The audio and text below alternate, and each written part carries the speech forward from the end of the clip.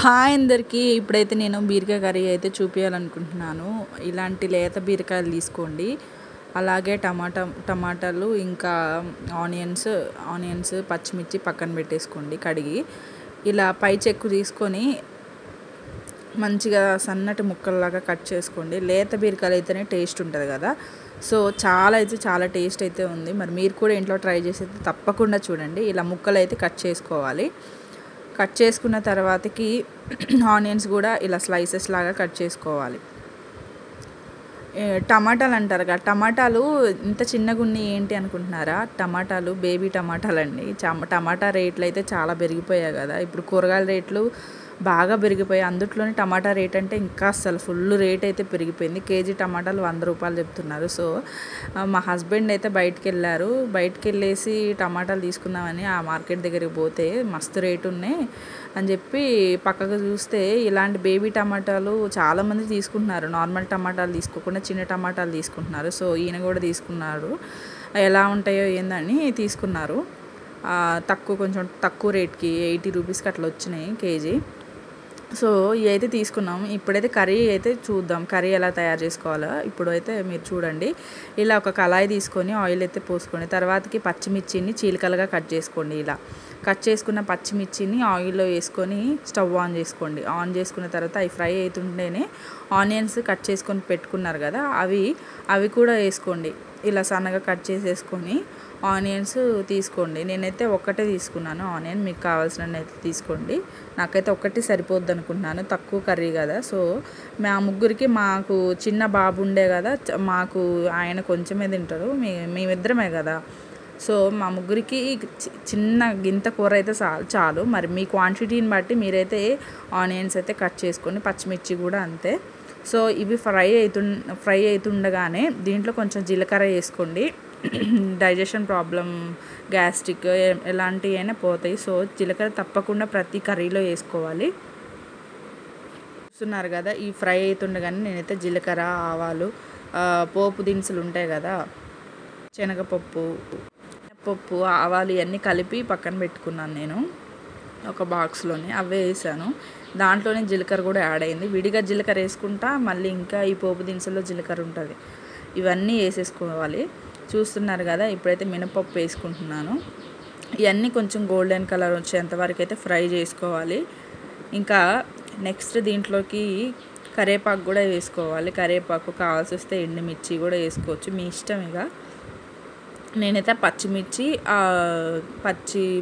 ఇంకా ఆయిల్, జీలకర్ర, పచ్చెనగపప్పు ఇంకా జీలకర్ర అయితే వేసుకున్నాను.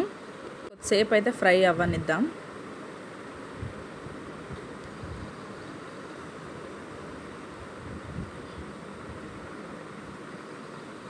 అండ్ నెక్స్ట్ ఎండుమిరపకాయలు అయితే తీసుకొని అవి సగం చేసుకొని ఆయిల్ అయితే వేసుకున్నాను. ఇప్పుడైతే ఫ్రెష్ కరివేపాకు తీసుకొని వాటిని కూడా మంచిగా వాష్ చేసేసి అవి ఫ్రై అవుతుండగానే ఈ కరివేపాకు కూడా వేసుకోండి.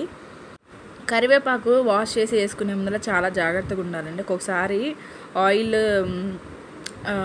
కరివేపాకు కొంచెం తడిగా ఉంటుంది కదా. సో ఆయిల్లో వేయగానే అవి చిటపట్లు ఆడుకుంటా మన మీదకి వస్తాయి. సో చాలా జాగ్రత్తగా అయితే ఉండాలి. కరివేపాకు వేసే ముందర మాత్రం కొంచెం ఎడంగుండి వేయండి. అండ్ ఇలా ఫ్రై అవుతుండగానే ముక్కలు కట్ చేసి పెట్టుకున్నాం కదా, బీరకాయ ముక్కలు, అవి కూడా ఆ కళాయిలో వేసేసేయండి. కొద్దిగా వేయండి. ఒకేసారి అన్నీ వేసినా కానీ సైడ్స్కి పోతుంటూ ఉంటాయి. సో కొన్ని చూసుకొని వేసుకోండి కళాయిలో. అండ్ నెక్స్ట్ టమాటాలు కూడా వేసేసేయండి. టమాటాలు అయితే నేను ఒక చిన్నవి కదా, సో నేను ఒక 5 తీసుకున్నాను. టమాటా రేట్ కూడా పెరిగింది కదా, తక్కువ అయితే వేసుకున్నాను నేను. పెద్దవి అయితే ఒక 2 సరిపోతాయి, చిన్నవి కాబట్టి ఒక 5 తీసుకున్నాను. ఇవన్నీ వేసుకొని మంచిగా కొంచెం సాల్ట్ వేసుకొని ఇలా తిప్పుకోవాలి. ఫస్ట్ అయితే నేను తిప్పుకుంటున్నాను, తర్వాత సాల్ట్ వేస్తాను, ఎందుకంటే ముక్కలు పట్టాలి కదా.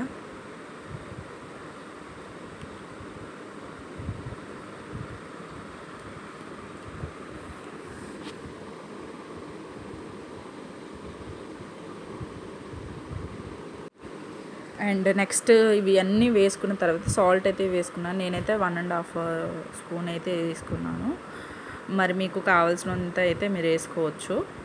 నాకైతే ఒక స్పూన్ ఇంకా హాఫ్ స్పూన్ అది సరిపోయింది. మరి మీకు ఎంత క్వాంటిటీలో మీరు వాడతారో మీ కర్రీని బట్టి మీరైతే వేసుకోవాలి. మరీ ఎక్కువ వేసుకోకుండా కొంచెం సాల్ట్ మీకు సరిపడా వేసుకోండి. అండ్ చిటికెడు పసుపు అయితే వేసుకున్నాను.